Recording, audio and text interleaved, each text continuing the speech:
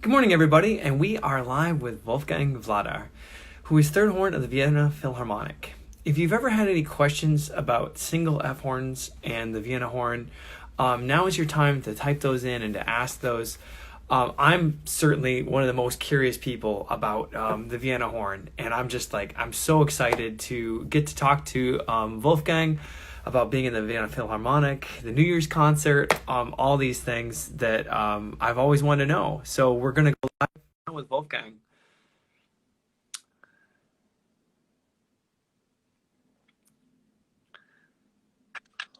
Hey, how's it going, Wolfgang? Hi, How do I say? Grüß Gott. grüß Gott, ja. Yeah, Servus. yeah, Servus. Hey, that's the Viennese way to say hello, right? Yeah, the informal way to say hello. Okay, yeah. So, one of my friends used to go to Vienna quite often, and she would go to actually Salzburg to the Salzburg Festival, and she heard everyone saying "Goose Gott," and she was like, "Why is everyone saying Goose Gott?" You know, she misheard it. She was just imagining a goose, you know, Goose Gott. So, um, man, I'm just so excited to talk to you today. I know we have a few friends watching. I know one of my good friends from the horn section, David Griffin from Oak Park.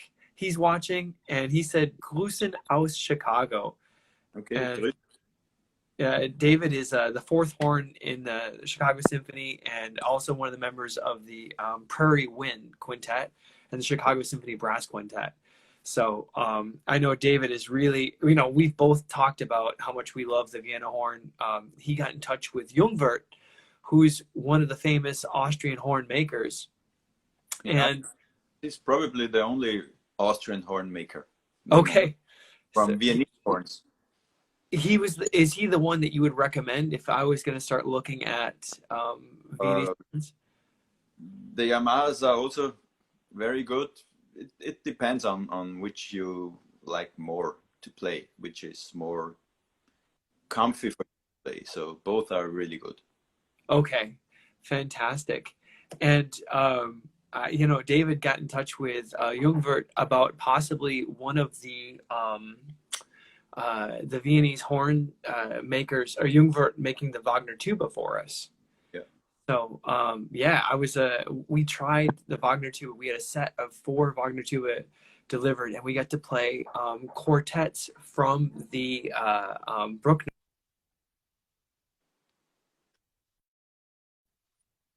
I had a phone call come in, but we were on stage in the Vienna Philharmonic Hall, the Golden Hall, and we got to play quartets from Bruckner. And I just imagined that's where these symphonies were premiered, right? They were premiered in the Golden Hall in the Musikverein.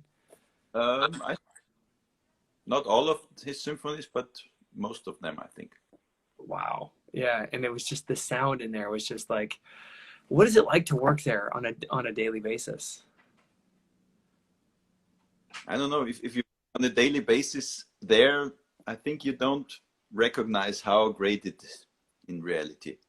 So as we are not allowed to play for more than 2 months now, I will realize how great it is again. Yeah. I mean, I read often, but if you play regularly there, it's your normal life, which is great. Yeah, it's the same as living in Vienna. It's such a beautiful place. And when you have all these beautiful buildings and beautiful chandeliers and gold everywhere and marble, statues, parks, it's just normal life. It's that's not, I mean, I guess you recognize it's special when you go other places. Yeah. I mean, the more I travel around the world with the orchestra, the more I love it to live here and in Vienna. I've enjoyed my time. Where's the best apple strudel? I don't know. Do you have a favorite? No, I don't eat apple strudel. You don't eat apple strudel? No. Oh man. Okay. Well, that was one of my questions. And then also, do you have a favorite schnitzel, like a favorite schnitzel place you could recommend in Vienna? Favorite schnitzel place? There are a few. One is in the 13th district. It's really good. And I mean, one of the best is close to the opera. It's Gamorkeller. House Gamorkeller. Opera. It's really, it's for me, I think that's the best schnitzel in town. Okay. What's the name of it? Gasthaus zur Oper. Gasthaus zu Oper. Okay, yeah. Emily Quinn says these are the hard-hitting questions. Yeah.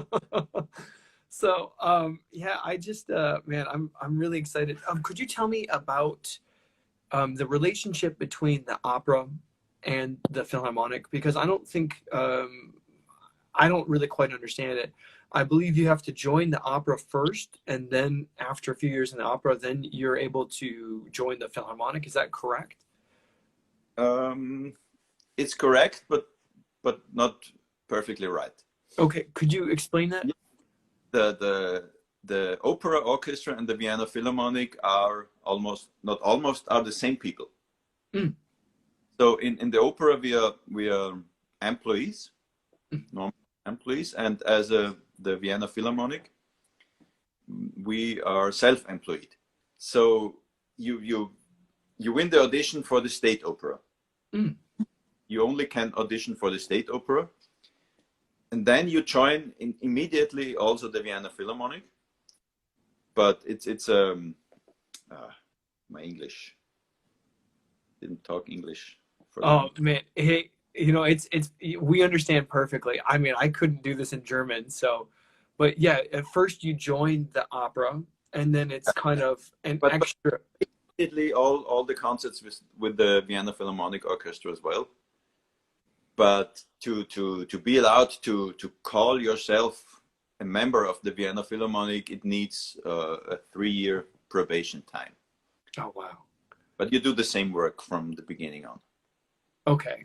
Wow, man, And that's when we are on tour, we have to serve the opera as well. So part of the orchestra has to stay in Vienna to play in the opera. So how many horn players are in the Vienna Philharmonic? 10? Yeah. Yeah. Because we are a bigger group than usual.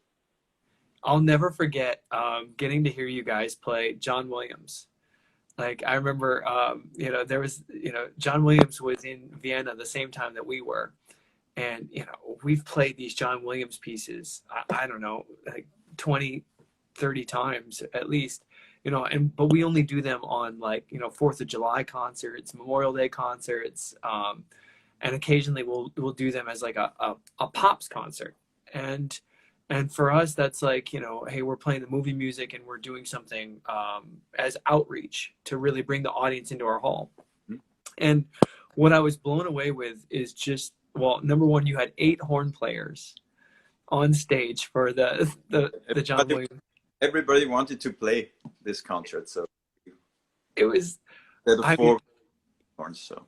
It sounded so amazing. I mean, just like the hairs on the back of my neck were like, you know, standing straight up, and it was just like this heroic sound that I'd never heard. And then the pizzicatos on the I'll never forget the pizzicatos in the music Verein on Harry Potter. Boom, boom, and it just rang in there, and it was like you guys were playing it just as if you'd play Wagner or Strauss. You were taking it that seriously, and that was, and I know Mr. Williams he just seemed so happy to be there. I think I mean, if you play music, you have to take it serious, and it's really good music. Yeah. We really love to play that, and for me, it was one of my most fun concerts in my career so far. That means so much to me as someone that grew up. I mean, that's one of the reasons I started playing the horn, really, was because, you know, you hear Star Wars, you're like, man, I want to play that. That's amazing. It's inspiring. Yeah. And, you know, of course, like, you know, you get your first horn CD and it's got like, you know, Mozart concertos and Midsummer Night's Dream and Wagner Short Call and, you know, the Water Music. It's like the sampler CD, you know, but could you tell me about how you started horn and your first experiences with horn? I mean, my musical career started with violin. It was really bad. 5 years violin playing. But my musical education went so far in this 5 years that I couldn't stand my own violin playing anymore. So, and as we listen to classical music in our home, I have 2 brothers. Oh. They are musicians, professional musicians, and we loved classical music, and I always loved the sound of the horn. And after those 5 years senseless violin playing, no, it wasn't senseless, it wasn't useless. I said I want to quit violin. I really want to learn horn, French horn, because that's what I really love. The sound, I love the sound, and that's what I want to do. Wow. For learning a musical instrument, it wasn't planned that I will do that as a professional musician. I wanted to be a veterinarian for a long time. Man, me too, actually. I love animals. That was my first love, is I wanted to be a veterinarian until I found the horn. And then I was like, wait a second, I really, really love doing this. But do you have any pets? I've started to earn money as freelancing jobs when I was 16, 17. Wow. And after I finished school, I was, I think, too lazy to study veterinary, and I won after finishing school. It's Matura, called Matura. I don't know what is in English. The final degree from school before you go to university. I won a job in the second opera house. It's called Volksoper in Vienna. So it was predicted not to be a veterinarian then. Unbelievable. Could you tell me, when did you start playing the Vienna horn, the F horn, or have you always played it? Always. I never played double horn. I mean, I did much later, but I started with the Vienna horn, with the F horn. Wow. When I was 13 years old. Do you feel like that maybe gave you an advantage because this is what you knew? It's not like, oh, this is so hard, it's the F horn. It's just like, this is the horn, right? I think F horn isn't that hard, especially when you grow up with it. Yes. For me, playing the F horn is much more natural and much easier than to play on the double horn, because I mean I have one instrument. I have to deal with it. So I never have the chance to switch to another instrument. But I think that's better for me. Yes. Otherwise, sometimes you might get confused, because with that part, it's better to stay on F or to switch on the B side or whatever. I don't have to think so much. I can stay on the F side. It's fine. And I can tell you something, because I feel like a missionary for bringing the Vienna horn to the rest of the world. Not only that they love it, also that they will play it. By the way, in San Francisco, they played a concert with Viennese horns. Yes, that's awesome. I was really proud of them. So I lost what I wanted to say. You're saying you're a missionary for the F horn, and you want the whole world to try it. The whole horn. I started many years ago. You couldn't get an instrument with every note perfectly on the instrument. It didn't exist. But nowadays the instruments are so good, so there's no reason to have a double horn. It's heavier. Yeah. And I mean the high C is still a high C. Whether you play on an F horn or a B horn or a high F horn, it's still a high C. Yes. Wow. Absolutely. I mean, that's one way to look at it. It's just that, you know, a high C is still, you're still going to have to make that buzz in your lips. Yeah. It doesn't matter where the partial is on the tubing, right? True. Like, and I think the reason that we feel like we need the high B flat horn or the high F horn, it's just that we feel like, oh my gosh, these notes are so close together. They are. And we feel like it's really risky for us to be able to play from C to C on one fingering, right? You can play all those notes on just a single, you know, open F horn. So what exercises do you, excuse me. How do you so I guess the question is, it's a risk, right? But what makes you want to stay with the F horn? Um, it's first of all, it's the sound. I think the sound is better, but it's not only the that this is only an F horn. It's also the how it's built, the instrument. The diameter of the tubing is smaller on the Viennese F horn. I can tell you in centimeters, not in inches. Maybe you could translate it, because the diameter of the tubing is about between 10.9 and 11.2 millimeters. Oh my gosh. Yours is about 12 to 12.5. Yeah, exactly. I was going to say that's almost an entire millimeter, or 2 millimeters difference. So the tube is actually like less wide. Yeah. Wow. And the size of the bell is smaller too, correct? Well, little smaller. And I think that they made measurings, that how it speaks is different because of that smaller tubing. But for me, especially for the way I want to play, it's much more, it's a bigger advantage, because I love the way of the resistance. Yes. I can lean against this. It's much easier to play soft. Yes. And I think the main advantage of our instrument, beside that it sounds beautiful, is that it blends better with the rest of the orchestra, because this brassy fortissimo sound, so it sounds really loud because of that brassy sound, but it isn't actually that loud as a double horn. So you can't cover the woodwinds or the strings completely.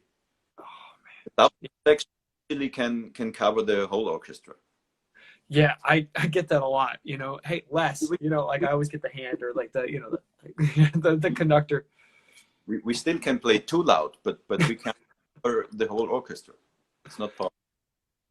And that's the thing I noticed, is that it sounds loud, but it's not dominating. It's not drowning out. It's still a blend with it's still connected to the rest of the orchestra. And for me, that makes more sense, because music isn't who is the strongest. It's always a connection and playing together. It's not always us who have the most important part in the orchestra. Well, that for horn players, we always have the most important part, right? That's true. I'm kidding. I'm totally kidding. Yeah. Wolfgang, could you tell me a little bit? Could you show us your horn? We are the most important persons in the orchestra, but we don't have always the most important part to play. That's for sure. I remember playing the Beethoven symphonies with Maestro Moty, and we did about 3 or 4 of the symphonies together with him, and then of course we had this break where we couldn't play concerts anymore.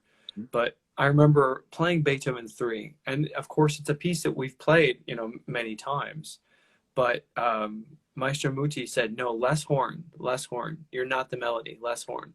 And where I really realized where we had the melody, number one, the trio, obviously that's one part, and then anything that was marked like fortissimo in Beethoven's part. But the instrument that you use probably would have been easier to play all those different levels of dynamics, and it probably would have been closer to what Beethoven imagined for the piece. As he wrote for natural horn, that might be true. Yeah. So it's kind of a more authentic interpretation, but it's also more, it helps the texture and the melody, come out. Yeah. Wow. What exercises do you practice really for some of the consistency? Do you have a specific book of etudes for the Viennese horn, or do you have a particular warm-up routine that you do on the... You mean in the moment? I don't think anyone has a really big routine right now or practice. I think I didn't touch the instrument for 1.5 months now. Oh man. Well, I feel sometimes it's really good to take a breather from the horn. And That's true. it's good for the mind, because when we come back to it, we have a fresh, it's like a clean slate. I come back and I'm excited to practice. I have new ideas. I feel like I'm rebuilding my endurance again. And when I do that, I can kind of rebuild it with really good habits. I have a routine. Yeah, sure. I play for warming up. I play the circle of fifth over 2 octaves, flirt, and then the arpeggi with it. Oh, okay. Some nice excerpts, and that's it. That's fantastic. Are there any books that you would recommend that we might not know of, that maybe Viennese horn players use as kind of like their Bible? We use Koprosh, Chantal. Müller, you use Müller? Not as much over here, but I know in Germany they do. For me personally, the Müller number 2, it's 12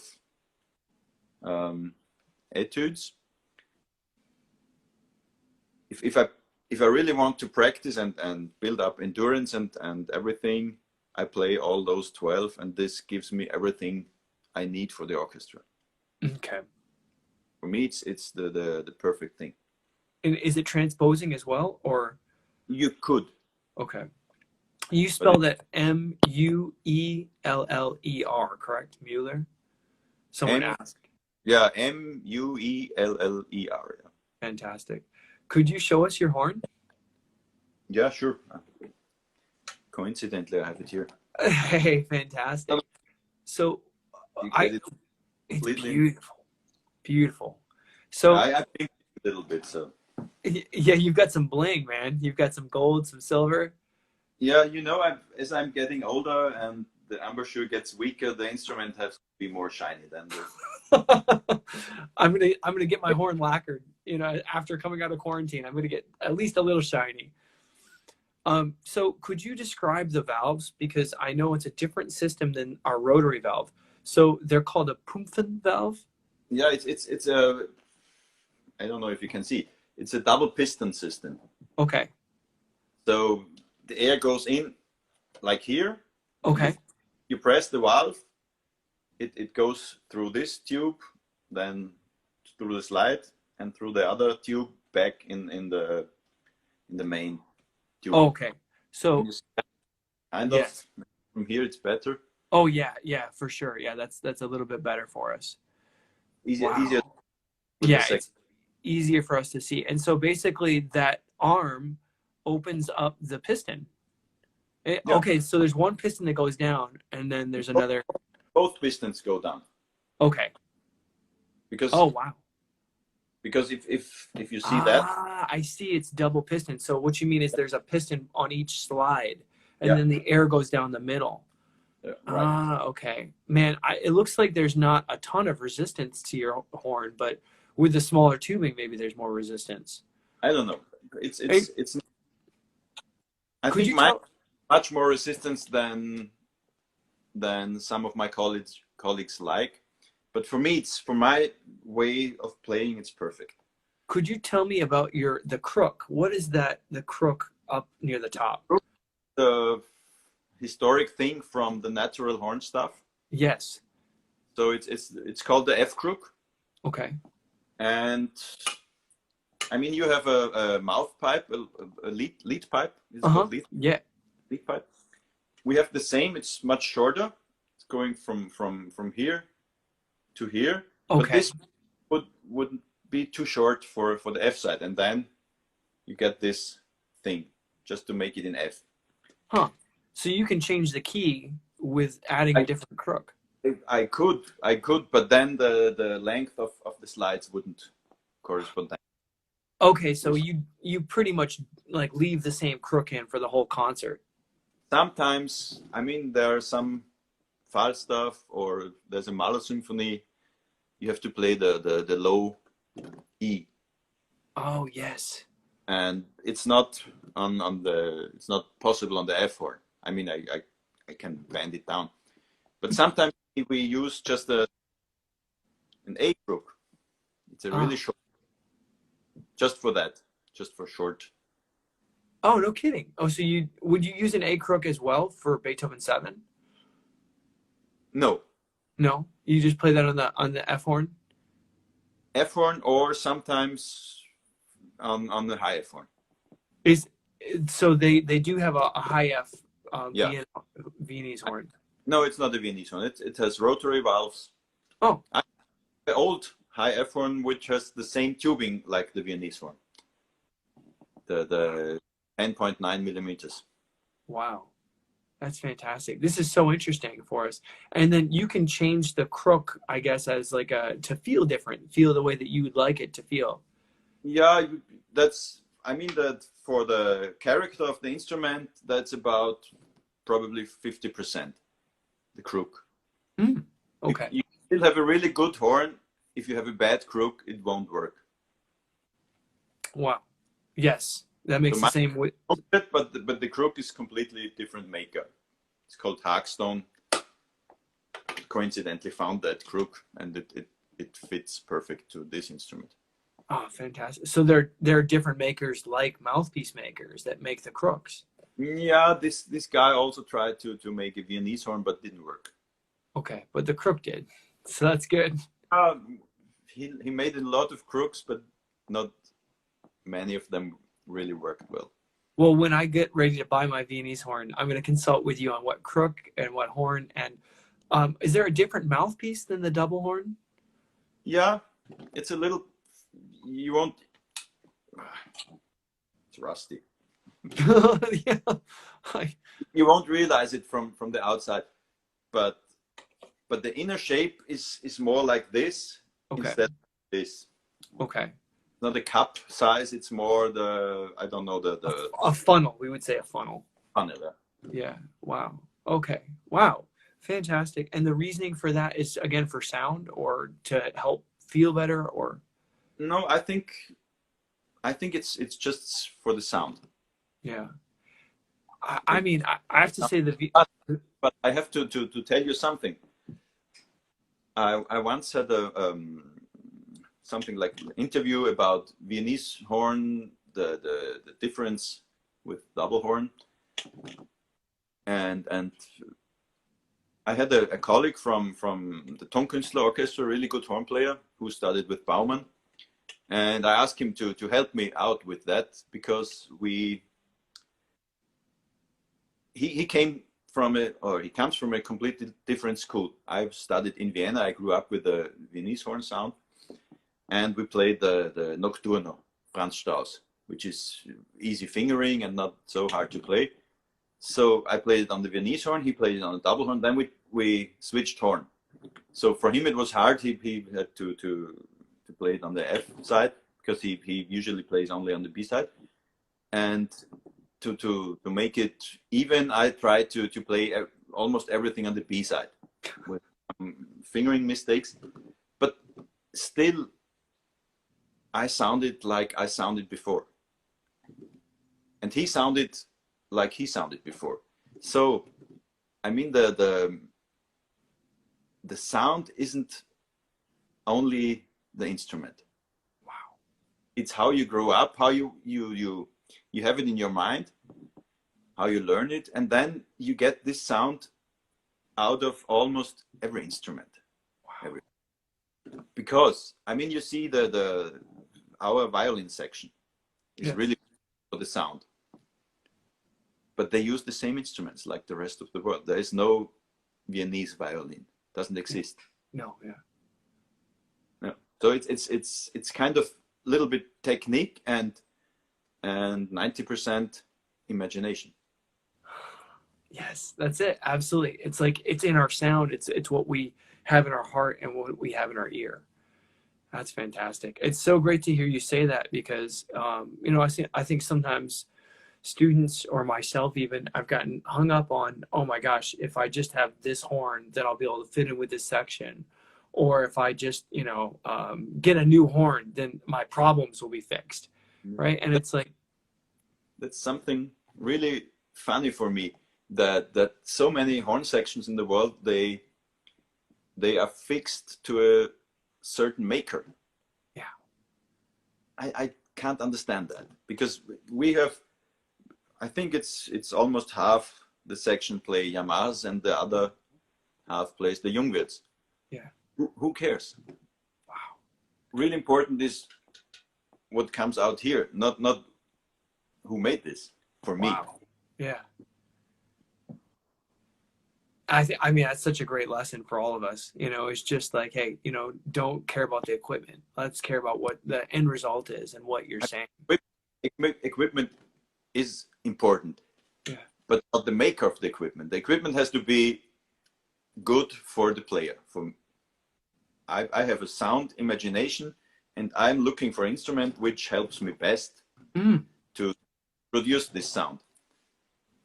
I also think it's not necessary to search for the perfect instrument, because I think it doesn't exist. It does. No, absolutely. You're 100% right on that. But I think you have to look for the best compromise. Yeah. Yeah, I agree. And when you find an instrument that, you know, I just feel like at home on, and that's the only way I can describe it. It's like, okay, I can do what I imagine on this.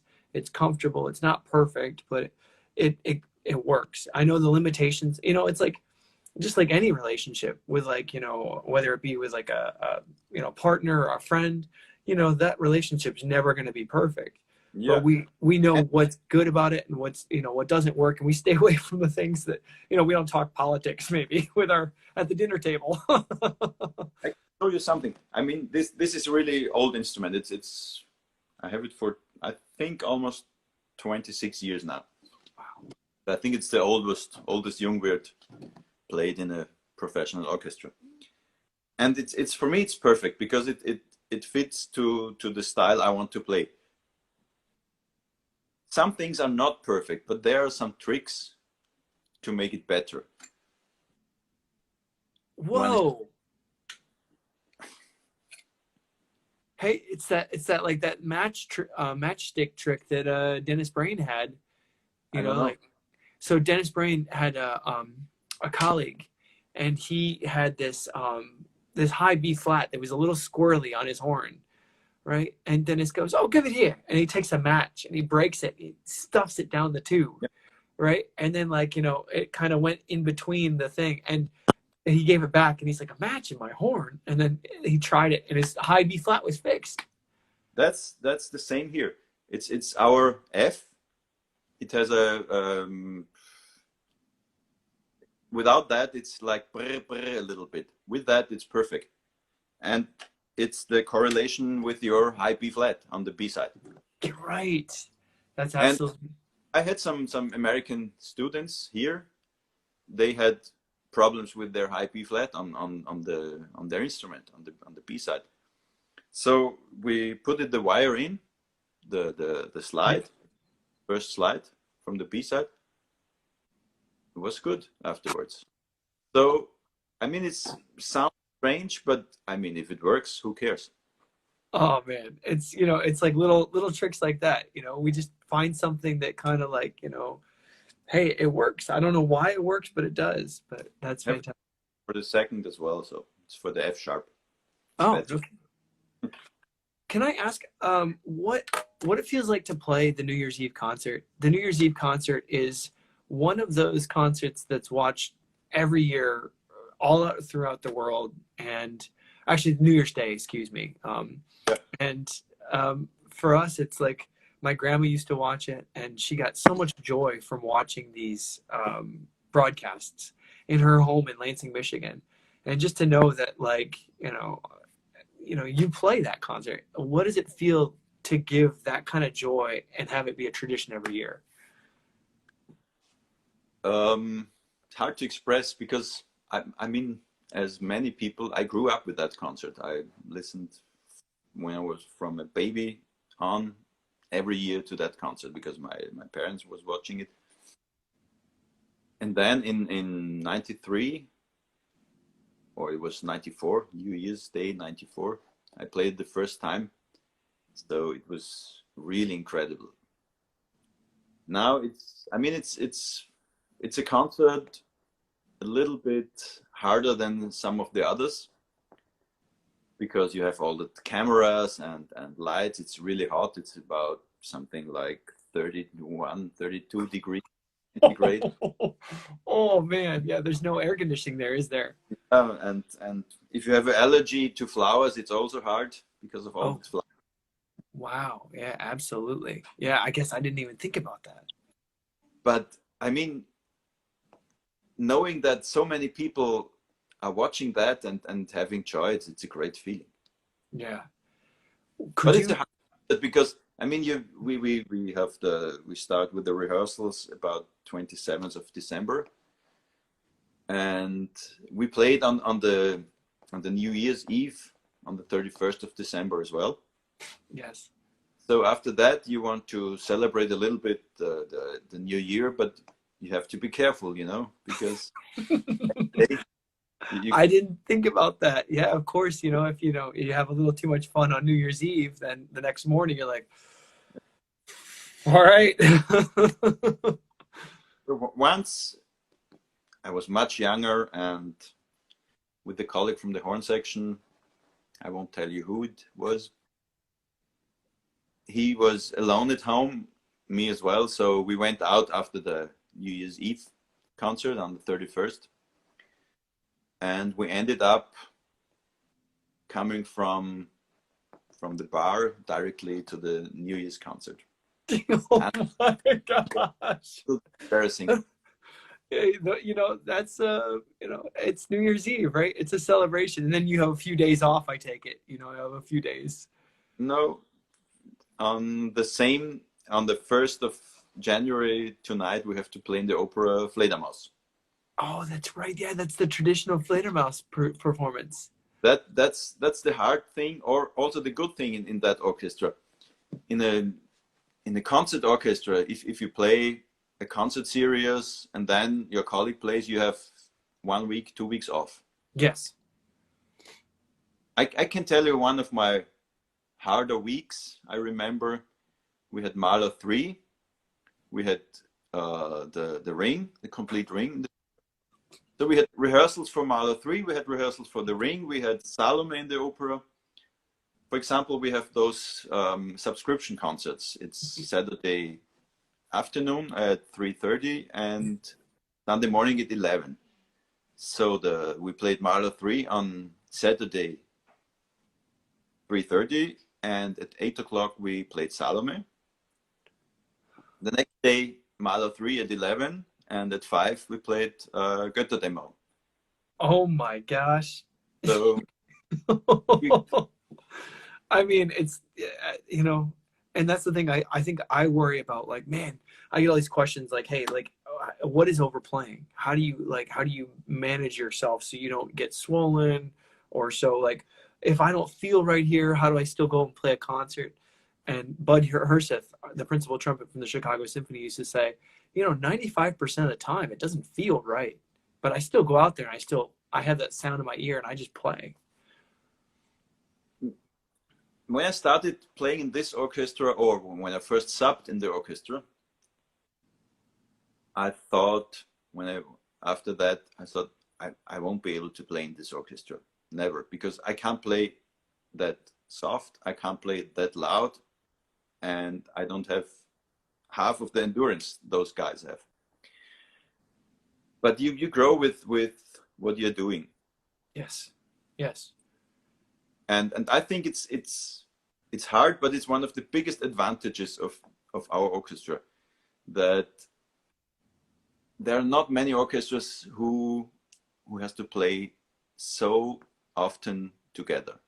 Yes. So every colleague, you get flexible because of the opera job, because if you play an opera with singers, it's every night it's different. And this is something which you take with you in the concert as well. I mean, you have the rehearsals for the concert and you play the concert, but then some colleague does something musical because he just wants to do it, and everybody's reacting immediately. Wow. This orchestra can react so fast. It's really incredible. Wow. I mean, and I think that's one of the specialties of an opera orchestra, is that they react so quickly. But then to take that to the concert stage makes performances so much. It's still the same people, you know. Yeah. Wow, that's fantastic. Um, I had a couple questions about just the offbeats for the Viennese waltzes. We, oftentimes as Americans, we don't really understand. It's just not in our DNA to play those waltzes. And I think for you, it's something that you've grown up with and you've heard. And we always delay the second beat a little bit, bop, bop, bop, and it's like, and it comes across like, like a salsa rhythm, da da da do da da, and it's Yeah, but in reality, it's the opposite. You play a quite early 2 and then sometimes a 3. yes, yes, that's it. Early 2 and then sometimes yeah. It's a word here. You play an early 2 and maybe a 3. Well, there you have it. That's wow. Also, you can't say that in general because it depends a little bit on how the melody is going, you know. Yeah. Again, it's So, the flexibility of being, yeah. like that orchestra that can just turn on a dime. Yeah, I think I misspoke earlier when I said a late 2. I think, yeah, it is, obviously it's an early 2, but so I guess the next question, Maestro Moty conducts the Vienna Philharmonic, and he also conducts the Chicago Symphony. I remember when I met you for the first time, you said how lucky we were to have him for our music director. And what does Maestro Moty bring to the Vienna Philharmonic? And I just think for our audience listening, it'd be really special for you to tell some of your experiences with him that make him a special conductor. One thing is his big musicality, and I mean he's conducting our orchestra for almost 60 years probably. Wow. Yeah. So he knows all the tradition, and an orchestra is changing within 60 years a little bit. But he is the one who reminds us on our tradition, because we sometimes forget it as well. He said, that's not your pianissimo, that's not your violin sound, that's not your smooth sound. You can do it better. I know it because I know you for 60 years. So I think he's one of the best, in a good way, orchestral trainers. Yes. He's one of the few, I think, in the world who is able to make an orchestra growing and playing better. Yeah, and that's what we feel in Chicago when we play with him. It's just he takes us to another level. Like we have a chief conductor. We only have guest conductors. But always. Oh wow. Okay. But he's one of the most important for us as well. Fantastic. Thank you for sharing that. Now, there are a couple stories that I would love to know, just the context of. I know there's a story about Roland Berger and the long call. Mm-hmm. And if Roland Berger is one of the heroes of horn. Doesn't matter if it's Viennese horn or, whatever type. It's just, he's one of all of our idols. And could you tell a little bit about that story about him recording the long call? Because that, for me, is the benchmark. That's where... Yeah, that's true. That's really a benchmark. He was pretty young. He told me the story. He recorded it. He was alone in the hall with the microphones. And he started to play. And they said, sorry, Roland, you have to take a break because our microphones cracked. We have to bring new ones. So those mics couldn't stand the richness on overtones. That's what the technicians said. Oh, wow. So bring new microphones, and to make his longer break more comfortable, they brought him a bunch of beers. I think he drank some of them, and then he recorded it. It was incredible. Yeah. Wow, that's fantastic. So I basically just wanted to know that story because I'd heard he'd left and they had to kind of chase him down. Like I heard he like they played back the recording of the long call for him and they played like a version of it maybe that wasn't, perfect. And he was like, no, I sound like this. And then he ran out and then someone had to find him. And then they found him and they brought him back to play it. But maybe that's just legend. That's where the stories I go from. heard the story, but he didn't tell me that. Okay. Well, Because yeah, I heard. my teacher. Wow. He was your teacher. Yeah. Wow. And what lessons did you take from him?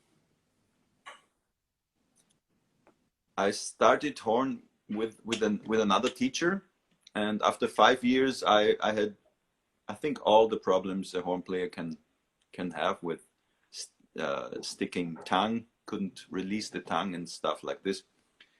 So my parents were friends with his first wife, and over that connections, I came to him as a private student for some years. And for me, he was perfect because he tried to figure out what's going wrong, what I'm doing. He really played a lot for me. Yes, and that's really important just to demonstrate, to hear and that. and how he played and how he plays, and for the way I learn the best of guys like him showing something, because I can read what he's doing. Yes, that Then, demonstration, that model. yeah. So for me, it was the perfect thing, and his musicality, his producing the sound, it was, yeah, I relearned it, and it was the best thing ever happened in my I mean, music. I'm so grateful to kind of hear secondhand from you about him because he's one of our heroes, really. Yeah. And I think he's one of the guys that inspired. I mean, we grew up listening to the recording of Carlos Kleiber with Beethoven 7 and Beethoven 5. And I remember when I heard that, it changed, it basically changed my life. Like, I was like, this is what an orchestra can sound like. This is what horn playing can sound like. It's like a whole new imagination for me. Yeah. For me, especially his playing Mahler recordings with Bernstein. This was my role model for horn playing. Do you have a favorite Mahler symphony with Mr. Berger? Third one. The third. With Bernstein. I think it's from 72. Okay. And then after Roland Berger was Wolfgang Tombach Jr. or Wolfgang Tombach? Yeah, I don't know if he's the predecessor of Roland Berger. Probably, yeah. Okay. Wow. Yeah, he's another one of our heroes for like the Viennese horn sound. Could play incredible. And I think as American players, I think we model. He's 62 now. He's really in shape. It's unbelievable. Holy smokes. Wow. I mean, plays fourth horn now, but he easily could play first horn still. Easily. Wow. I mean, just his sound alone is just special.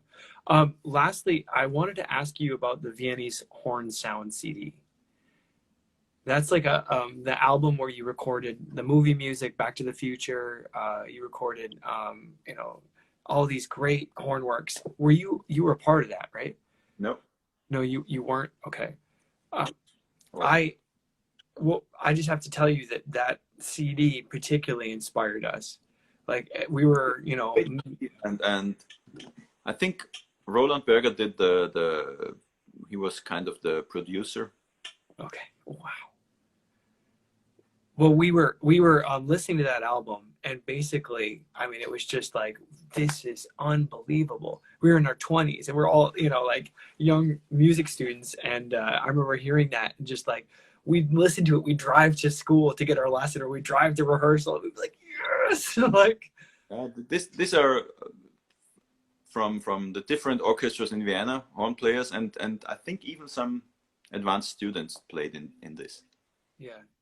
I mean, what really stuck out to us too is the low horn playing. Like the low horn, we're just like mind blown. I mean, the high horn playing, particularly. I mean, like the guys are getting like high Fs, like above high C, and I was just like, that's not possible on a double horn, but yet you're doing that on a like a single F horn, and then the So the high note is still a high note on every instrument.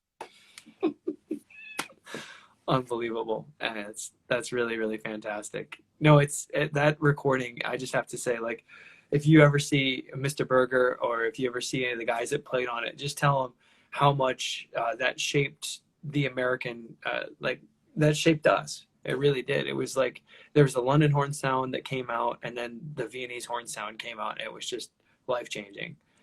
But as Americans, I think we model our sound after the Vienna horn sound.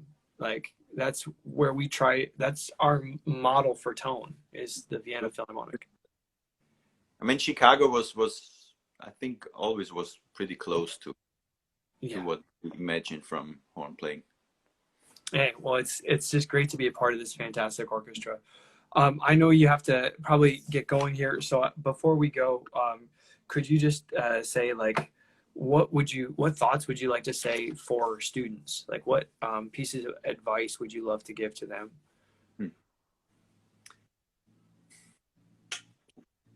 The main advice is try to be technically as good as possible, but not to play horn, so because you need that to make good music. Yes. One player, it's like some people, they sing, but yes. they don't sing to be good singer. They should sing to make good music. That's why we play horn, I think, to serve all those composers and what they have written, to do it in the best way. Yeah, I mean, and that's and you never stop. You should never stop learning. For me, if I have the feeling I have reached everything I can do, the only thing after that is it's going down. Yeah, you're either going up or you're going down, but you're never staying the same, right? For me, it's I'm still learning things. Wow. I'm doing this for 37. I'm in my 37th year now. Yeah. And I'm still learning, and most of the stuff gets easier. Wow. Not because I'm more satisfied, because I'm never satisfied with how I play. Yeah, me too. But stuff I had problems years ago. Now it's easier. It's also from teaching. I learned a lot. Yes, teaching. It explains what we do. And listening to as much music as possible. That helps. Absolutely. It's like a language, just immersing ourselves in it, and listening. Man, that's so fantastic. Thank you so much.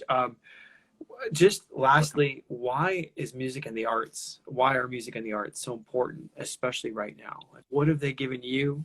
Why did you dedicate your life to them? And why are they so important for everybody? I don't know. For me, it's like breathing. And if I stop breathing, I have to die, Yes. So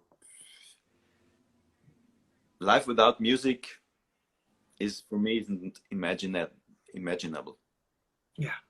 And I'm pretty happy and lucky that I can be an active part of it. Yes. But I mean, still, I think as a passive part, as a listener or whatever audience, it's also important for those people. Yes. Absolutely. Because life would be dark without it, without art. Yeah. It's not only music, it's beautiful things, paintings, sculpturing, whatever. Yeah. I feel it's an innate human need to create. It's an innate human need to hear music and to express ourselves with that song or with that, that art. And I feel, as you said, it's just as important as breathing. Wow. Thank you so much for your time today. It's such a pleasure to meet you. Like to get a chance to talk to you. I really appreciate your explanations of the Vienna horn. I hope your family stays healthy, and I hope you stay well. We And fine. as soon as we're Thank back up, you guys who are listening. absolutely. As soon as we're back up, I can't wait to come over and hear the Vienna Philharmonic, and Okay. get like one of my life dreams is to get to see you play the waltzes in person. So someday, hopefully, bucket list, right? Look forward for that. Yeah. Hey, thank you again. Have a wonderful day. Bye. Thank you all for Bye. watching. Yeah. Bye bye. Bye.